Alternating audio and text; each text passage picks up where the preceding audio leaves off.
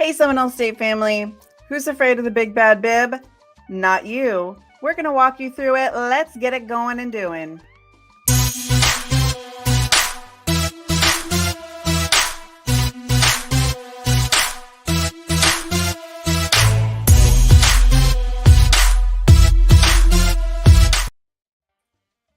Hey, where'd you go? You kicked yourself out of the stream! Hey, what? How did you stop? Stop it! Hey. Stop! Stop! Stop! What was that? I was dancing to the cumbia music. Hey, what's doing, Seminole State family? That's a phrase I use, and I'm trying to get it. I'm seeing if it can catch. We're gonna see if it can catch. What's doing? It's like, what's up? How's it going? It would be a really good introduction if you're just like, and here comes the show, and then we never see that person ever again. It's like, wait a minute. We could try that. So welcome to our Seminole State family. I'm Nicole from the library. And of course, there are awesome familiar faces that we see every Wednesday at 4 p.m. We've got... Hi, I'm Ross. Ross, okay. We see every little thing. You see our names. And we've got... Information Jason. Hi, everyone. Welcome. All right. So if you are a closely following fan and subscriber of the Seminole State Library YouTube channel, you may have noticed that earlier today we posted that we were going to be doing Anatomy of Literature Criticism. Well, as it turns out, we had a very special guest lined up to join us for that broadcast. And they have a expertise. It's one of our other fellow librarians here at Seminole State, Claire A. Miller. And the power is out at Altamont. She's unable to join us. And we knew that we couldn't provide the maximum value on that topic today without her. So we pivoted. We had to pivot.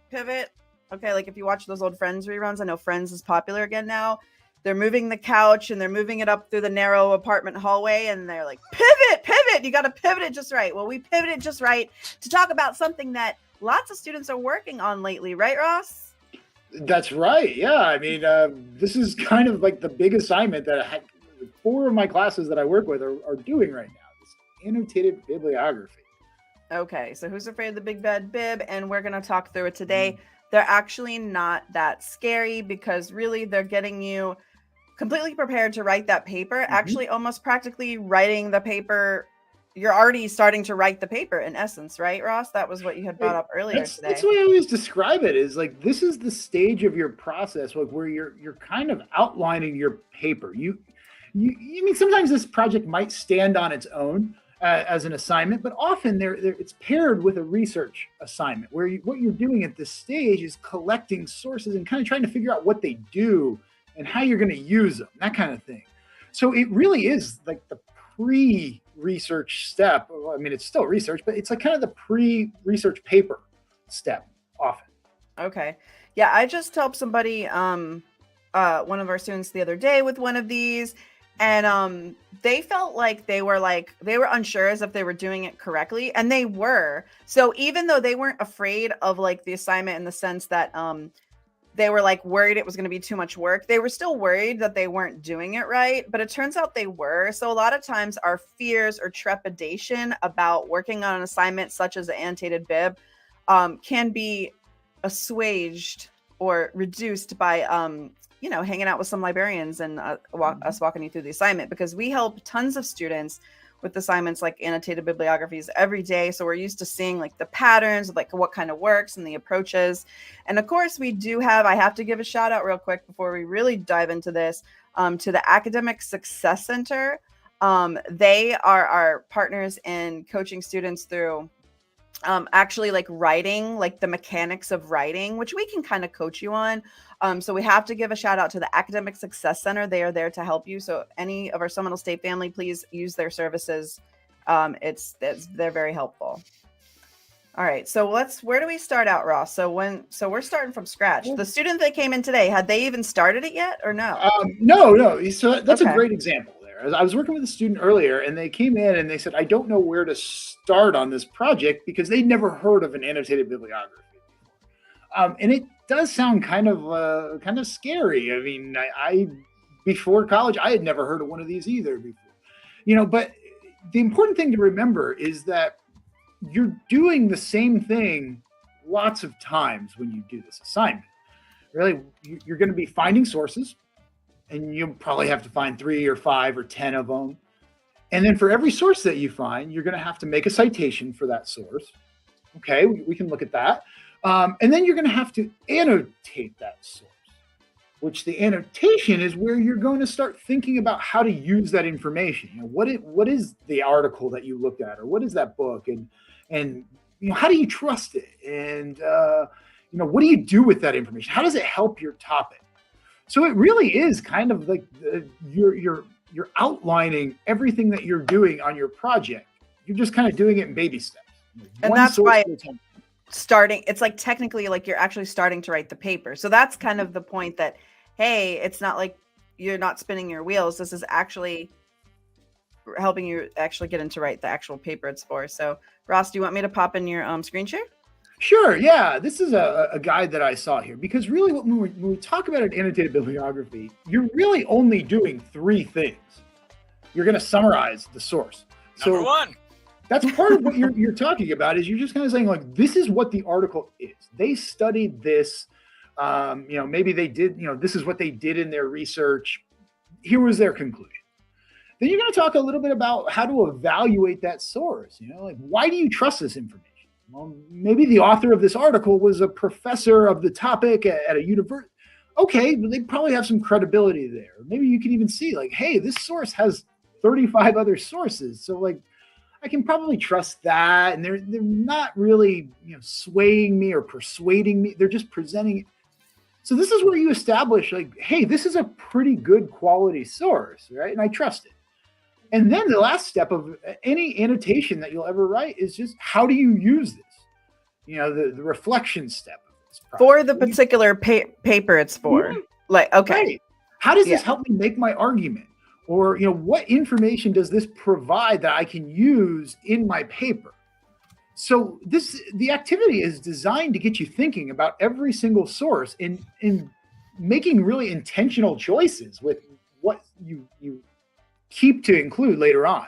Yeah, because we coach people all the time. Like, we've said it on research rallies before. Like, if you don't read your research sources that are for your paper and understand like what they're saying, like, it's going to be harder to write the paper, and it's going to be a slower process if you try to piecemeal read them as you're actually typing out the paper. So the annotated bibliography, you're basically having to read your sources ahead of time, by and large. So that's a very important step. Yeah, I mean, so when we say we're writing an annotation too, I think it's really important to, you know, we're doing this for a purpose. We're doing this to prepare ourselves for writing a paper, or to just have a better understanding of what we're looking at. But really what we're also trying to do with this project is kind of formulate the outline for your project there. So you really want to spend some time and think about every single source that you're collecting there. Where does it fit into your topic? You know, I mean, maybe source 1 and source 5 are going to fit together to help you build a point, and maybe 2 and 3 will help you. So by the time you're done with this, you should have a pretty good idea of where your topic's going, how you're going to get there. And like, you're telling your professor basically, like, this is why I made my choices. So you're justifying all of those steps of this process, but like, it's designed to make your research paper better in the long run. Like, it's building blocks. Do you have every source in your annotated bibliography? Do you have to use it in your final paper, or like, and cite it, like use it and cite it in your final paper necessarily? Or can it be, is it usually more sources than a student needs, or? Yeah, not necessarily. I mean, you're not usually locked into anything on this assignment. I mean, you might pivot your whole topic as you're doing research. That's okay. You know how to pivot. I mean, so, you know, don't feel like you're locked into these sources. They really just decide, you know, these sources are ideally going to decide what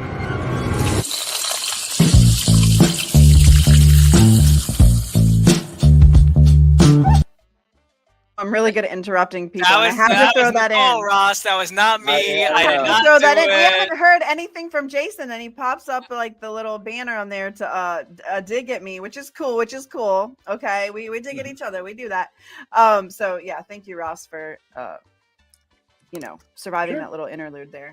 Well, Ross, Anyways, as you were saying, we had one fake question in the chat. Do you have to wear a bib? Wait. Oh, is someone doing a joke? That's so cool. Really? Ouch. Oh, okay. I don't know. Ross Oh, I laughed. thought that was. Yeah, I found it funny. Yeah. So when you're There writing goes. these annotations, like you're also not going to write like a huge essay for every one of these. We're talking like Yeah. 6 sentences. 6 I mean, sentences? That's like a Yeah. review. 6. That's nothing. It really is like 1 or 2 sentences for each of those 3 things we talked about. You're going to summarize it in a quick sentence or 2. You're going to evaluate it in a quick sentence or 2, and like where you're going to probably spend your most time is talking about how it fits with your topic and how you're going to use it, because that's where you are really going to get the most value out of this later on. So like, just don't think of it as like this huge investment of your time. Like the only investment is what you're going to put into using later, right? So like, it is a valuable exercise. And Ross, what is the link? What are we looking at here? This is just a research guide that I found online. It's from. It's not made by us, though, right? No, it is not. Modesto Junior College, baby. I thought they did a really good job with this. Yeah, I mean, they really laid it out here, and they even have a pretty good example of an assignment to follow. And I'm gonna have to reshare my screen to show you what this should look like. But Why? Because it won't pull it up. It's in a different. Technically, it's in a different window. Oh, and while Ross is doing that.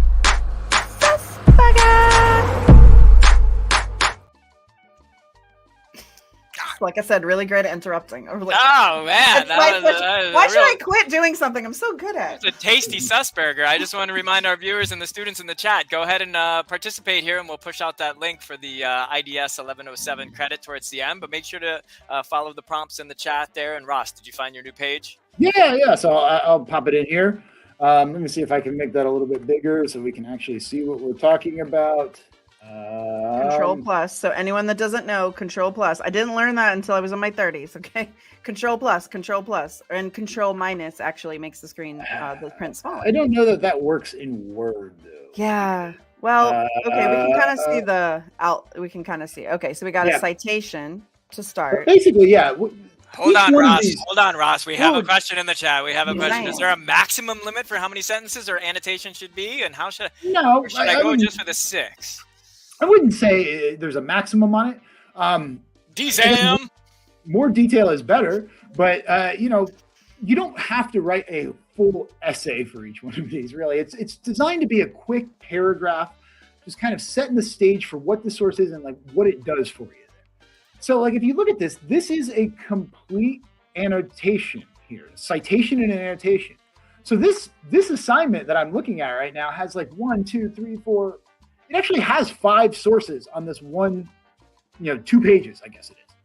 And that's what your professor will be expecting from you, is just something that looks very equivalent to this. You'll have your citation in whatever style you're using, MLA, APA, Chicago, something like that. And then you will follow that with your annotation. And every one of them will look pretty similar. And they should all be alphabetized. Just like you were putting together a reference list or a works cited list, you would do your annotated bibliography the same way. Every source should be alphabetical. This one starts with C, and then H, and then H, and then M. So you can see, like, it's a very straightforward layout. It never changes. Every single annotated bibliography you ever will do will just. There's not like variations, is what you're saying, right? Like, I didn't realize that actually, but. Yeah, the citation style might change, but other than that, the assignment is identical in every format. And even though we can't Control plus in this Word document and see a little bit closer, but I can squint and see that there are in-text citations, right? So students are supposed to incorporate in-text citations into the annotation, which is that 6 sentence paragraph for that source. So that's something that you'll also incorporate into your final paper in order to avoid accidentally or plagiarizing. Because I think a lot of times omitting in-text citations or proper formatting of in-text citations is usually, that's like an accidental plagiarism. So we want to point that out. Oh, here we go. Got a little bit of a... Okay, so I thought I saw some in-text citations, but no, because the other day, Evan, when I was helping Evan, he had those in there, so we were working those. I mean, if you're referring to a specific passage, then yeah, I would cite it in there.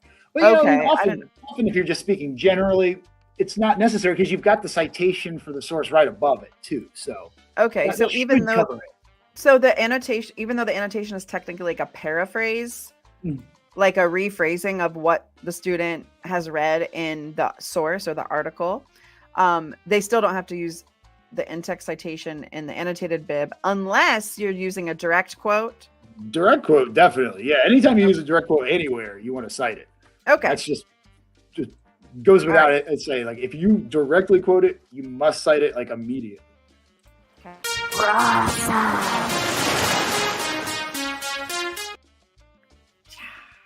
Ross, I think you have that top secret government classification mission that you have to go on right now, don't you? That's right, guys. Do you have a whole? Oh, you can't stay with us for 5 minutes longer? It's a top secret government mission. Well, you want to tell us what that mission is? It's top secret. But there's when you're looking at this, it's kind of like, I read this. Here's the summation of what I read. Here's the bullet points. Here's every single thing and how it could help my full research assignment. And then here's a full citation. Boom, move on to the next one, right? So in this one, let's just read it out a little bit. This is a scholarly journal. So boom, we're identifying what container this is, and keep that in mind. What is this? This is a newspaper. This is a website. This is a do-do-do. So we're already learning the format, right? How do we cite a do-do-do? A do-do-do. I don't.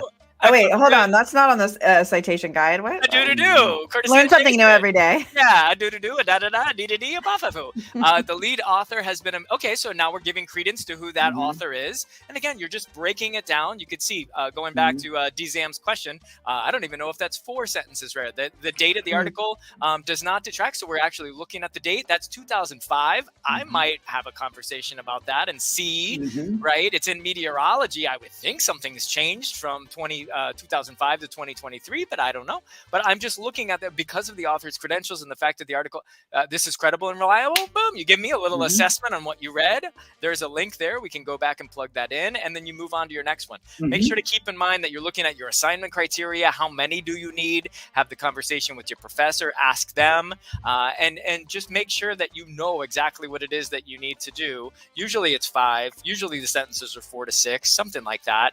But it is annotated. It's your thoughts, this is good, this is a journal, this is a newspaper, the credible source, the year, all of that good stuff that we've talked about in previous research rallies. So keep that in mind when you have an annotated bibliography, likely in your ENC, your English 1101 or 1102 courses, or in your LIS 2004 course, the class that Ross and I teach.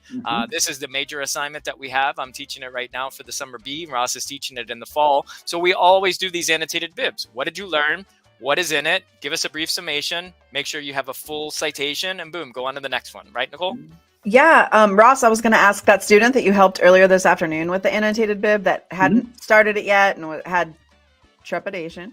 How did she like when you were finished with her? Like, was she like feeling relieved? Like, kind of were the vibes? Yeah, I mean, the actual statement she had to me was she said she didn't understand how simple the assignment was, because it sounded like this really heavy project that was going to take hours and hours. And in reality, if you really dedicate yourself to it, you could probably put this whole thing together in an hour. Like, it's really not that big of an investment of your time. And if you're doing it, intentionally, like, ideally, this is going to save you time later when you do your paper, because you're already going to have your plan figured out. Right, and keep in mind that all of the annotations, the thing that you're looking over, those are in total relation to your topic, right? So you're not going to have one annotation on, meteorology or whatever there, and the next one's on pizzas or something. I happen to read this article. Like, it's always on your topic. And to your point, Nicole, earlier, and you could say, hey, I read this. It's an academic journal. However, this does not float with what I'm looking for. I noticed in here that this had some things, and I'm also questioning where I got it from. It was a website. I started questioning the author, so therefore this is no good. Like, you learned how to evaluate that information that you located through your summarization. So that would actually be good. Again, I'd have that conversation with the professor, but keep all that in mind. This is a two-way street. This is not like, do this. Don't come out of your room until this is done. No food for you. We want to know what you learned. We want to assess your learning. It's almost like forcing you to get a part of your paper done.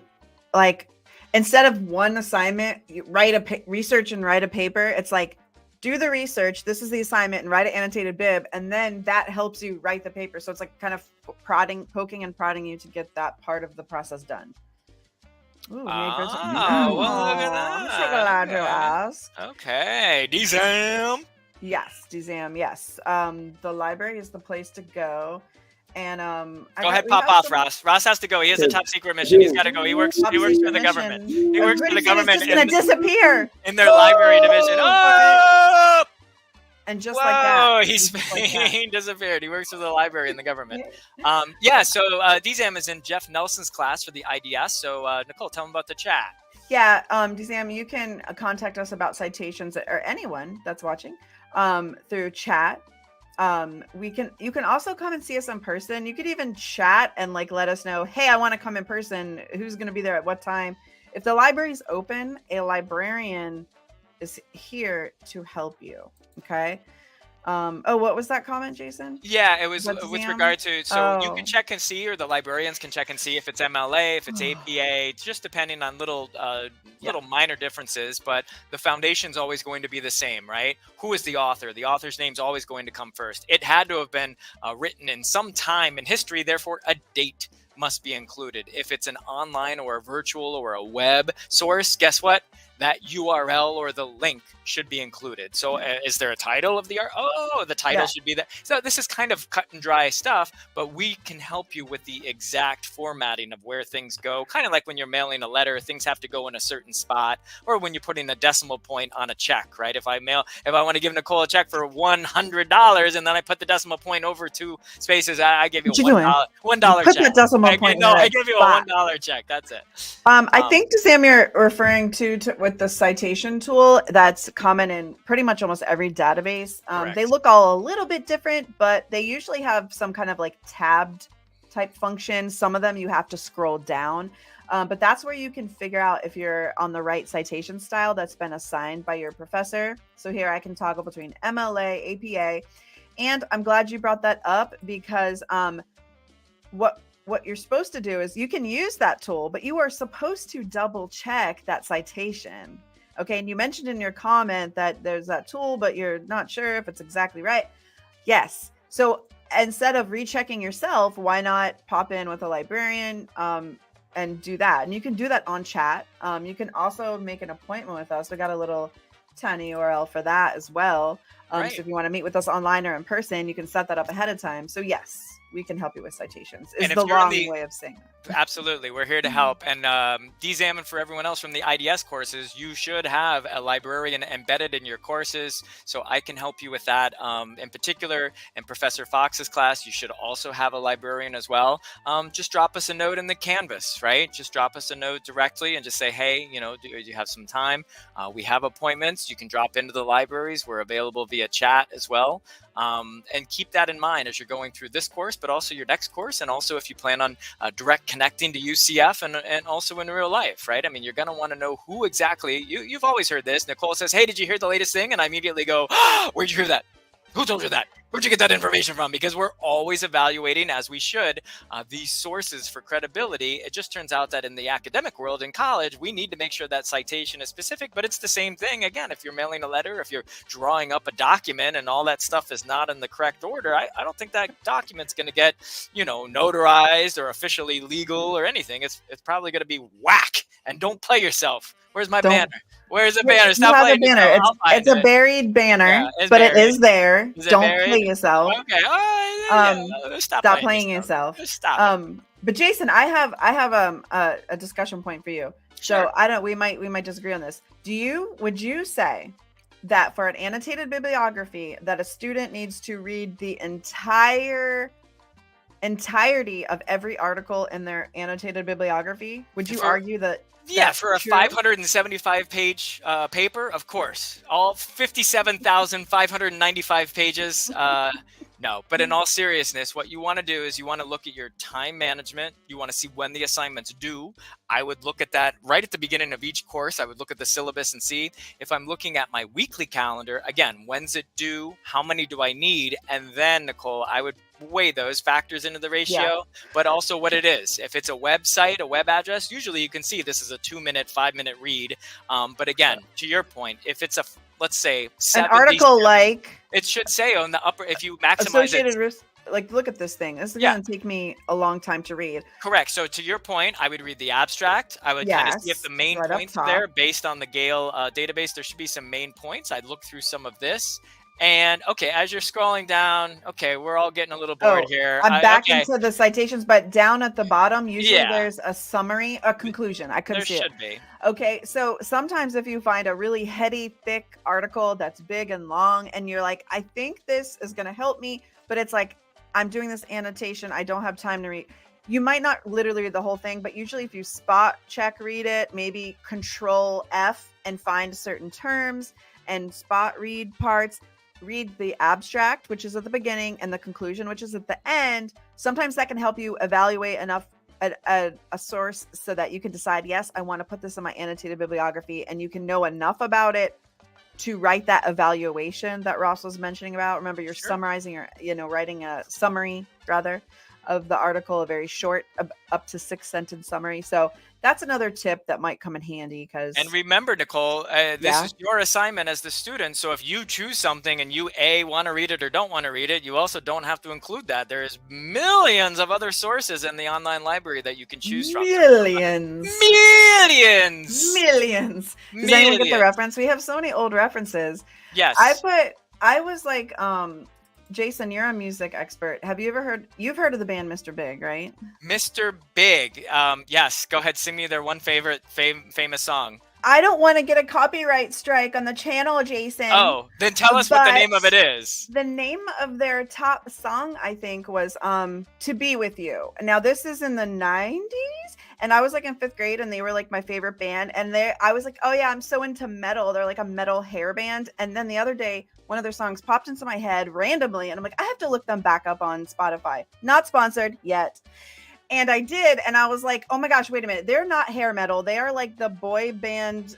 They're like a boy bandification of hair metal from the 90s. So that song. And no shade. On YouTube, just really quick, that song Yeah? 5 years ago has 107 million views. 107 million? That's a lot. That's a lot. Million. Oh, what's this? I'm making That's a a new. Okay. lot. Anyway, Okay. yeah, so we dropped Mr. Big. We talked about Friends. This is definitely a 90s show in It's a 2023. We are potpourri. time traveling librarians. If you need credit for your IDS course, drop your name in the chat. And if you made an RSVP through Raider Connect, we'll get you hooked up. Dzam, we got you. And we also got, let me scroll back up here, my friend Amanda Pollard, we got you. So you're good to go, both of you. We'll hang out here for another minute or so. Yeah, we You can got a always little text text us. number. Yeah, we Yeah. have a text. You can also text us too if you have questions, thoughts, concerns, or compliments. But I see Wait, did you say comments or compliments, Jason? compliments. Oh, just making sure. Just making sure there's anybody got any compliments at all, anything. But I see 400 billion viewers in the eyeball there on our thing. It's just another day in our lives. Yeah, the librarian lifestyle. So there we go. Oh, thank you. Oh, Steel Vikings Airsoft. Okay. I hope that's Vikings. Airsoft. There we go. Noah. All right. We'll get you. And also, if you have a chance, you commented in for your credit. If we made you cringe today, put an emoji. Cringe. Because that's our goal. Is we try to actually, we don't have to try that hard to make people cringe, really. I mean, No, we start talent. right at It's 4 a o'clock talent. every Wednesday. The cringe Yes. begins. It's 30 minutes of cringe. That's our new slogan, our new banner, our new bumper sticker. Thank you for watching. Let's see. Noah, thank you. Danielle, Daniel, Amanda. Anyone else? Going once, going twice, going 3 times, going 4 times. New outro video. Here we go. Thanks for watching. Bye.